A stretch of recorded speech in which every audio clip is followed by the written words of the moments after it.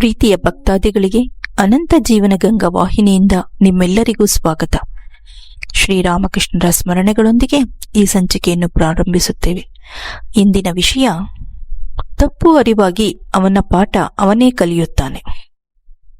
ಪೂಜ್ಯ ಸ್ವಾಮಿ ಯತೀಶ್ವರಾನಂದರು ಅವರ ಕೊಠಡಿಯಲ್ಲೇ ಊಟ ತಿಂಡಿಗಳನ್ನು ಸ್ವೀಕರಿಸುತ್ತಿದ್ದರು. ರಾಮಚಂದ್ರ ಮಹಾರಾಜ್ ಅವರಿಗೆ ಅವರ ಸೇವೆ ಮಾಡುವ ಅವಕಾಶ ಸಿಕ್ಕಿತು. ಸ್ವಾಮೀಜಿಯವರು ತಮಗೆ ಮಾತಿಲ್ಲದ ಪಾಠವನ್ನು ಕಲಿಸಿದ ಘಟನೆಯನ್ನು ನೆನಪಿಸಿಕೊಂಡು ಹೇಳುತ್ತಾರೆ. ಸ್ವಾಮಿ ಯತೀಶ್ವರಾನಂದರ ಕೋಣೆಯಲ್ಲಿ ಶಾರದೆಯ ಫೋಟೋ 2 ಇತ್ತು.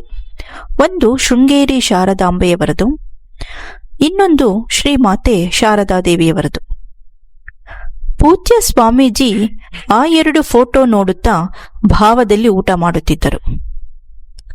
ಹೀಗೆಯೇ ಒಂದು ದಿನ ಪೂಜ್ಯ ಸ್ವಾಮೀಜಿಗೆ ಊಟ ಬಡಿಸುವಾಗ ಮಜ್ಜಿಗೆ ಪಾತ್ರೆ ಕೈಜಾರಿ ಕೆಳಗೆ ಬಿದ್ದು ಅದು ಅವರ ಬಟ್ಟೆ ಮೇಲೆ ಸಿಡಿದು ಕಲೆ ಮತ್ತು ಒದ್ದೆಯಾಯಿತು. ಸ್ವಾಮೀಜಿಯವರು ಮೊದಲೇ ತುಂಬಾ ಕ್ಲೀನು, ಬಟ್ಟೆ ಬರೆಯನ್ನು ತುಂಬಾ ಕ್ಲೀನಾಗಿ ನೋಡಿಕೊಳ್ಳುತ್ತಿದ್ದರು. ರಾಮಚಂದ್ರನಿಗೆ ಭಯ ಆಗಲು ತೊಡಗಿತು. ಸ್ವಾಮೀಜಿಯವರು ಏನಂತಾರೋ ಏನೋ ಎಂದು ಹೆದರಿಕೊಂಡು ಒಂದು ಮೂಲೆಯಲ್ಲಿ ನಿಂತಿದ್ದೆ. ಆಶ್ಚರ್ಯ ಏನೆಂದರೆ, ಸ್ವಾಮೀಜಿಯವರು ಯಾವುದೇ ರೀತಿ ಬೇಜಾರು ಮಾಡಿಕೊಳ್ಳದೆ ಬಟ್ಟೆ ಬದಲಾಯಿಸಿಕೊಂಡು ಊಟ ಮುಂದುವರೆಸಿದರು.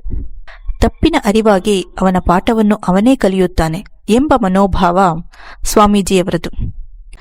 ಈ ಘಟನೆ ಕುರಿತು ನಾನು ಎಷ್ಟೋ ಸಲ ಪ್ರಸ್ತಾಪಿಸುವುದುಂಟು, ಆದರೆ ಅವರು ಮಾತ್ರ ಒಂದು ಸಲವೂ ಅದನ್ನು ಪ್ರಸ್ತಾಪಿಸಲಿಲ್ಲ.